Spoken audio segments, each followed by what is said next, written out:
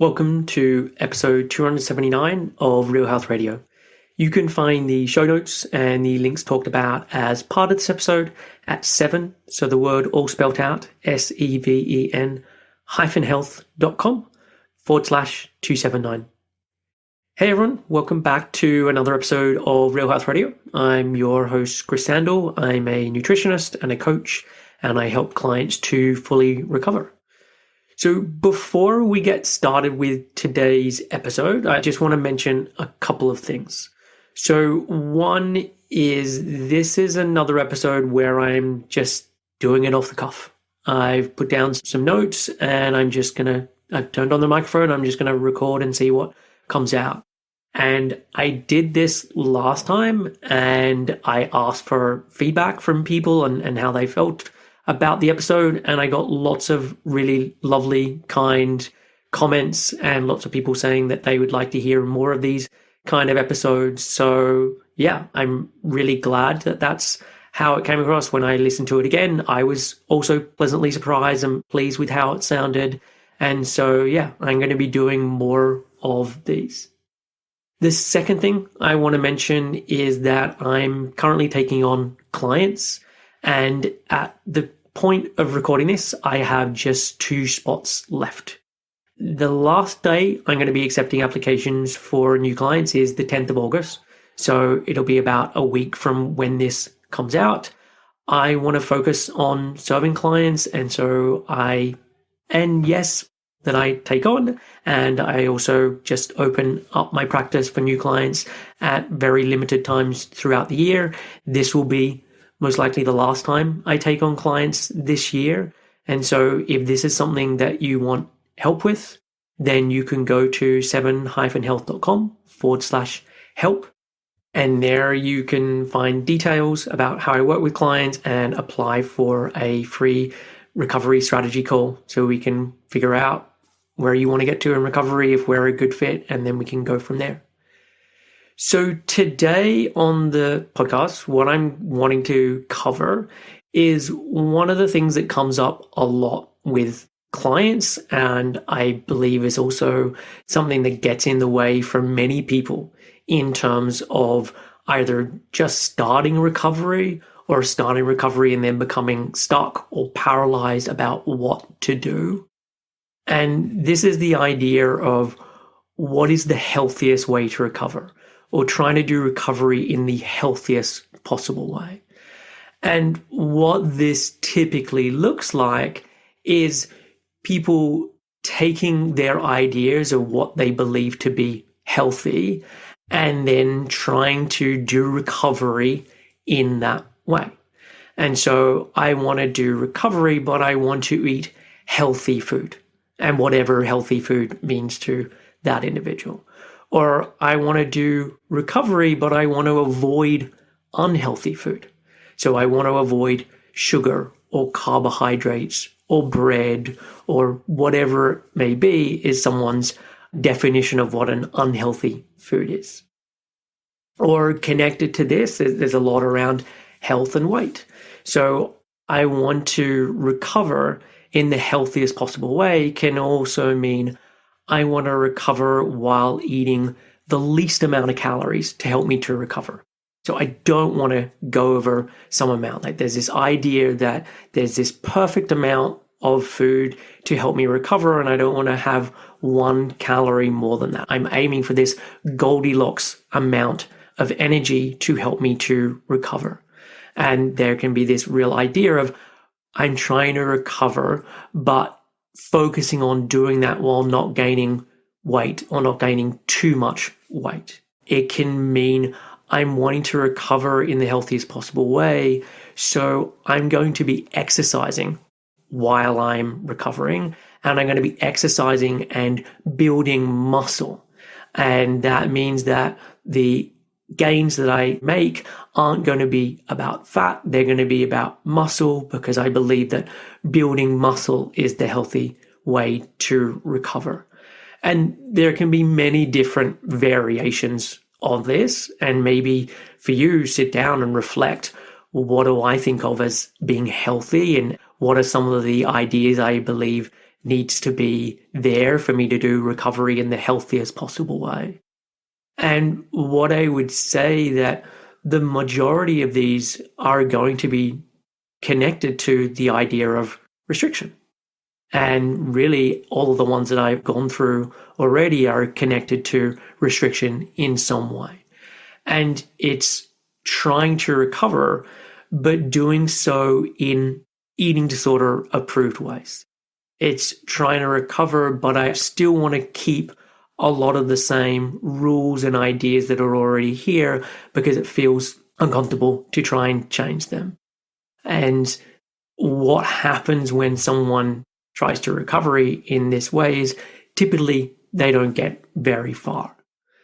And one of the things I think can be useful to reflect on is, what does health really mean? And what does it really mean to be healthy? I'm going to give some of my ideas connected to this because I think it can be important. And I think that sometimes there can be skewed ideas about what it means to be healthy. And a lot of that is because of the eating disorder. So when I think about the idea of health, the first thing that comes to mind is that it needs to be context specific. So when we're saying, I want to do something in the healthy way, we have to look at, well, what is the context of the person that is trying to do this? What is going on in their life? What are they trying to resolve as part of this? And if I'm thinking about someone from an eating disorder perspective, what they're trying to resolve is not having an eating disorder, is trying to nutritionally rehabilitate. And in that context, we can think about healthy food very differently, because healthy food is the food that is going to help you to getting the energy that your body needs to nutritionally rehabilitate. It is the food that you need to eat so that you're able to get over the eating disorder, so that you are no longer afraid of certain foods. And so that means that healthy food in this context can mean quote unquote processed food. It can mean quote unquote junk food. It can mean quote unquote sugar, or all of these things that we tend to, or society tends to think of as unhealthy in the context of eating disorder recovery are some of the healthiest foods that someone can eat. And I'm not saying this that then when you're no longer in a eating disorder that you're not allowed to eat any of these foods, that these foods then become unhealthy. That's definitely not what I'm saying. But in the context of an eating disorder, these foods that we tend to demonize become the healthiest foods that someone could be eating. Again, if we're thinking about what does health mean, it means helping to alleviate symptoms that are already there.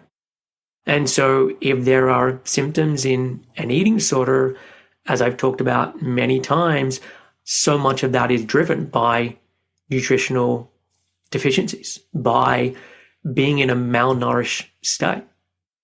And so foods that help to bring in energy and help the body to repair are then going to be healthy foods. So if you, for example, eat a pizza and it then helps you to have the best night's sleep that you've had in a long time because your body has gone in really good amounts of energy that it needs, that pizza is a very healthy food and is very useful in helping to alleviate those symptoms. And there is not going to always be this very obvious black and white thing with this. So, for example, there could be food that is eaten that increases some digestive issues because there's more food coming in than has come in for a long time. And so digestive issues increase in the short term. But by doing this, there is more energy that comes in that allows other symptoms to start to improve. And so across the long haul, this starts to really make a difference. And so these types of foods can be then thought of being incredibly healthy in this context of health being about alleviating symptoms. We can think about health more broadly than just the physical body, but also the mental and emotional body. Health is about having real psychological flexibility. So eating foods that mean that with time you have more psychological flexibility is increasing health. So again, eating quote unquote processed food or quote unquote junk food that then means that over time you are no longer fearful of this food is increasing your psychological flexibility and is therefore increasing your health. Health is about other things outside of food as well. Health is about social connection. It's about experiencing joy. It's not just about the foods that we have coming into our body. And for so many of the clients they work with, the eating disorder is incredibly isolating. It means that they aren't seeing friends or family in the way that they used to, or even if they're still seeing them on a regular basis, their ability to really be present in those moments and be able to get the most out of that time and that enjoyment with those other people is diminished. And so doing things that allow that to change is then really helpful in terms of increasing someone's health. Meaningful work is then healthy and has an impact on someone's overall health. And again, if you're in an energy depleted state, if you're stuck in an eating disorder, it can have an impact on your ability to enjoy work, to find meaningful work, to be able to be present and have the energy and the focus and the concentration to do this kind of work. And so again, doing things that then allow you to increase your ability to do this kind of meaningful work, again, increases health. And so what I find happens all too often when we think about this idea of health is this very narrow idea of what health or healthy means, as opposed to having a much broader, bigger picture view of what it means. I would say that the idea of trying to recover in the healthiest possible way is really an eating disorder thought. There is this feeling that has arisen, there is this uncomfortableness that has arisen, and I'm now trying to come up with an explanation for why this is. And for some people, the logical answer is, oh, it's about weight, and I fear that I'm going to put on too much weight, and so that then becomes the reason. And for other people, and look, there can be a lot of overlap with these. It can be multiple things at once. It can be about the healthfulness, and so that then becomes the explanation. But your mind is coming up with really a reason for avoidance and a reason for not doing the thing that would then help you to recover. And there's good reasons for why there is this avoidance that comes up. There's obviously the fear of the unknown, the fear of, I don't know how this is going to pan out. I don't know where things are going to end up. I know I do have to do these things that are uncomfortable as part of getting to a better place. And that feels very uncomfortable. And it makes sense for why someone would want to avoid that. As I said, there are lots of uncomfortable feelings and sensations and thoughts that arise. And a lot of the uncomfortableness with this is then the belief that gets tacked onto this, which is, I cannot tolerate this. I'm unable to experience these feelings without doing something that minimizes them, or without doing something that tries to take them away. And so it becomes this vicious cycle of these things arise, and then I have to do something to try and alleviate it, which is some form of avoidance. And really, with this, the mind always tries, or doesn't just try, but does use logic. And there are certain thoughts that then come up that you can get hooked by that help to make this idea of doing things in the healthiest possible way and wanting to figure that piece out. It makes it seem like, oh, this is the right thing to do. This makes so much sense. And some of the thoughts that come up can be, everybody diets and restricts, so I'm just like everybody else. I'm not doing anything different to anybody else. To be healthy, we have to watch what we eat and we have to exercise. And I'm just doing more of that. Weight gain is unhealthy. Everyone knows that weight gain is unhealthy. And this is why I want to do this in the healthiest possible way, to try and minimize the weight gain that I put on. There can be the thought of, but what happens if I take action?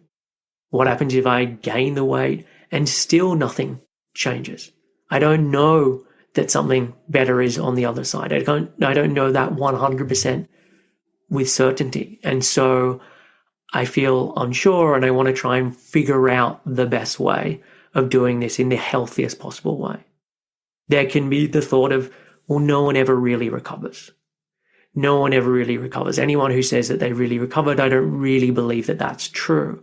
And if no one ever really recovers, why should I put myself through this torture and this heartache? Or why should I be living at a higher weight when I'm still going to have these same thoughts and feelings and insecurities and worries? And so let me just do this at a lower weight, or let me try and figure out the healthiest way of trying to do this to minimize that. There can be thoughts around my parents or my partner or my friends are still into dieting.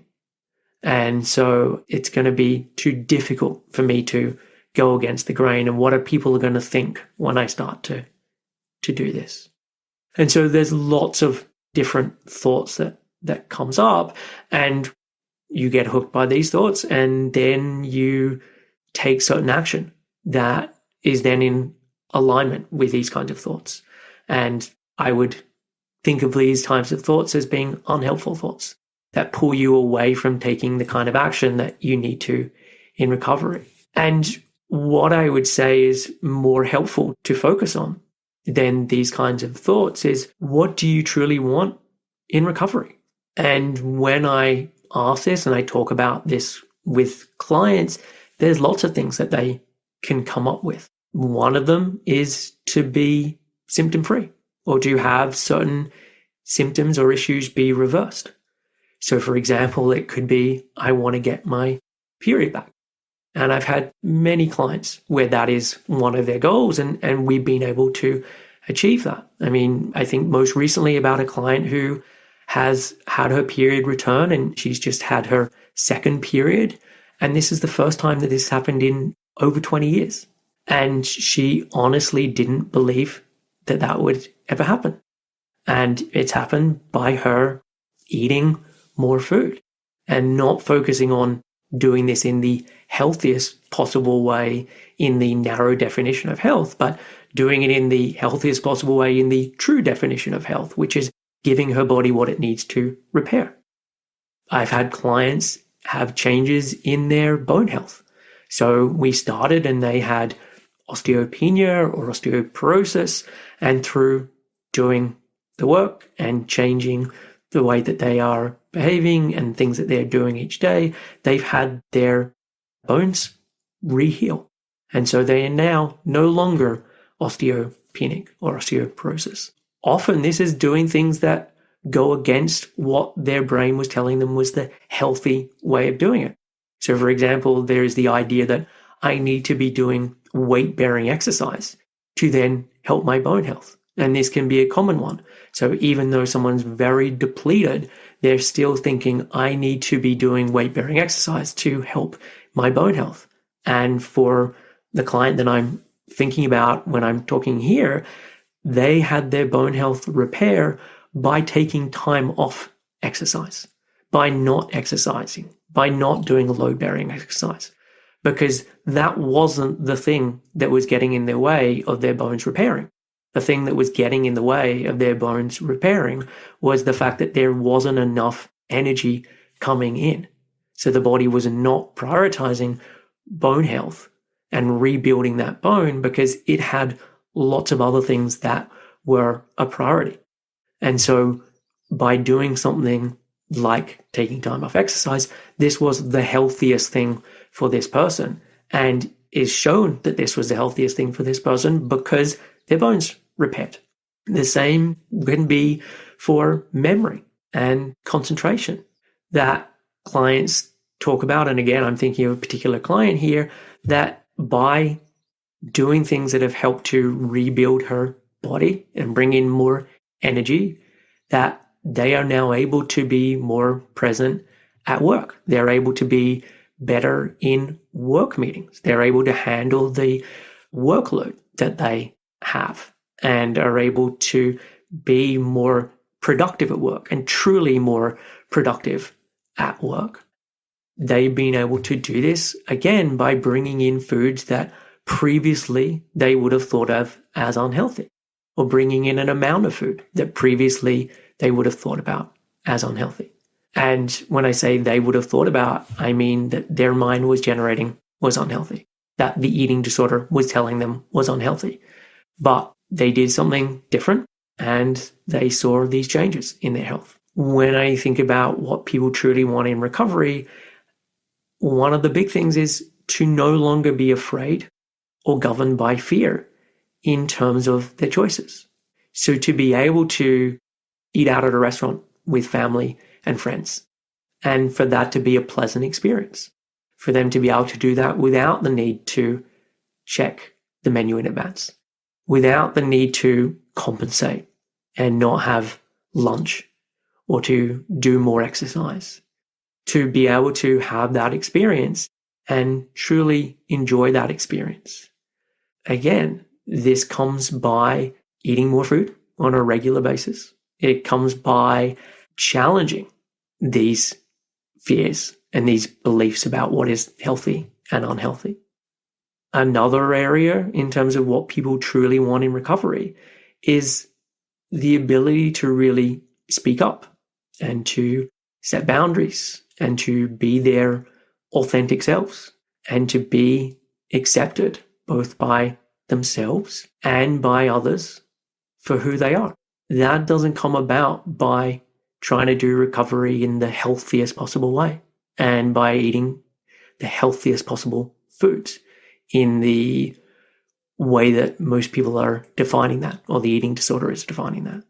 Another thing that people truly want in recovery is to be able to cope with difficult thoughts and feelings that arise, and to be able to cope with this without using the eating disorder, to have ways of being more resilient, to have ways of knowing that I know this feels challenging and I know I can make it out the other side, or I know I can tolerate this. And so these are the things that people truly want in recovery. And so when we can focus on these, we can really start to look at the fact that this idea of trying to recover in the healthiest possible way isn't really in alignment with what someone truly wants.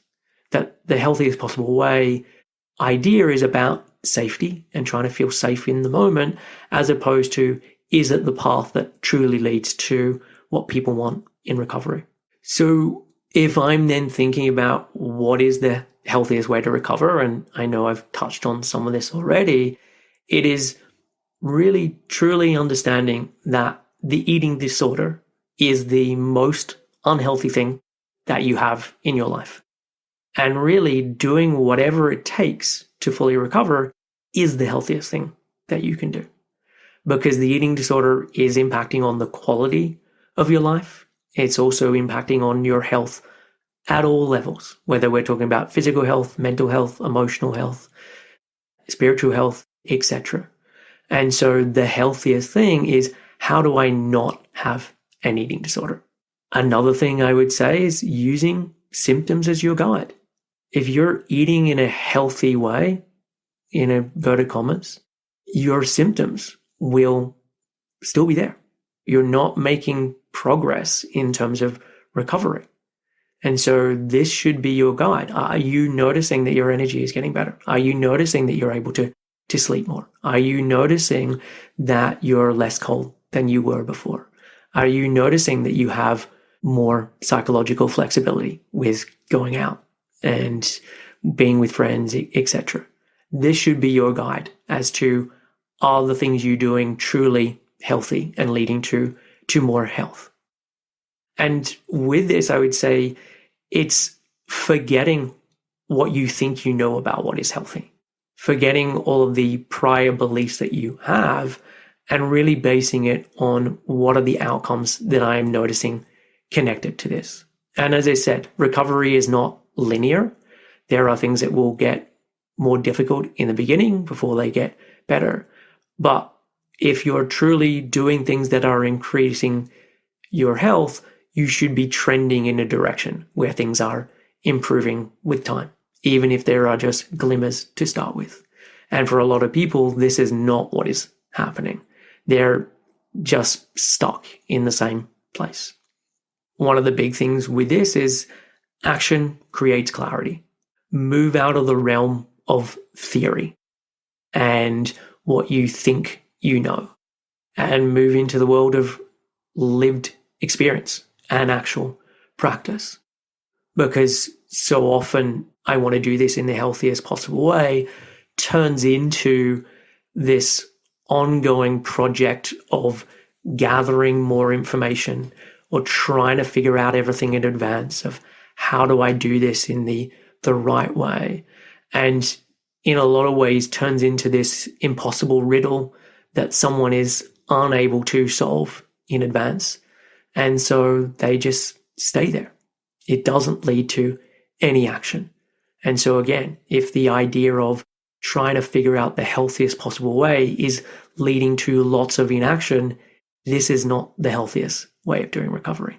And so often this leads to someone doing something for a day or two and then reverting back to what they were doing prior. And they're not really learning anything from that situation. All it's doing is just creating more avoidance, creating more of a feeling of, I can't do this. One of the things I was thinking with this as well is if you are sick, and let's say you are sick with a cold, you need to rest and to sleep. And there shouldn't be a limit put on this. If you went to a doctor because you've been ill, and as part of being ill, you said, I've been sleeping 18 hours a day, I would hope that the doctor didn't say to you, whoa, you should not be sleeping 18 hours a day. You need to be setting an alarm. You need to make sure that you're only sleeping a maximum of 9 hours a day. 18 hours a day is way too much to be sleeping. They would understand the context of the fact that actually you're ill right now. And what you need is more sleep than the average person. And that sleep is part of what is going to help you to recover. And so in this context, you sleeping more is a very helpful thing to be doing. This is the same with recovery. The things that you need to do with recovery are context specific to recovery. Understanding what do I need in this situation. And again, it's not that you then get out of recovery and then have to go back to restriction, or you get out of recovery and then put all of these foods that you were previously allowed to eat back on the banned food list. But understanding what is the context of what is going on and what is important for me in this moment. So I hope that helps in terms of understanding the question of what is the healthiest way to recover. As I said, I truly believe that it's an eating disorder thought, and the way that people get stuck and trapped and hooked by this thought really just leads to a lot of inaction and a lot of overthinking, as opposed to actually moving towards true recovery. So that is it for this week. As I mentioned at the top, I'm taking on clients at the moment. I only have 2 spots left at the time of recording this. I'm also not taking on any further applications after the 10th of August. I believe I'll have filled those spots before then, but that will then be it in terms of me taking on clients for the year.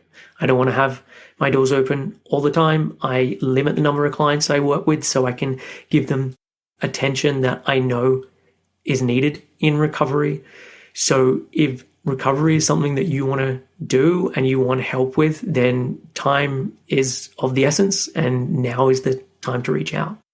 So you can do that by going to 7-health.com/help. So that is it for this week. I will be back with another episode next week. I will catch you then.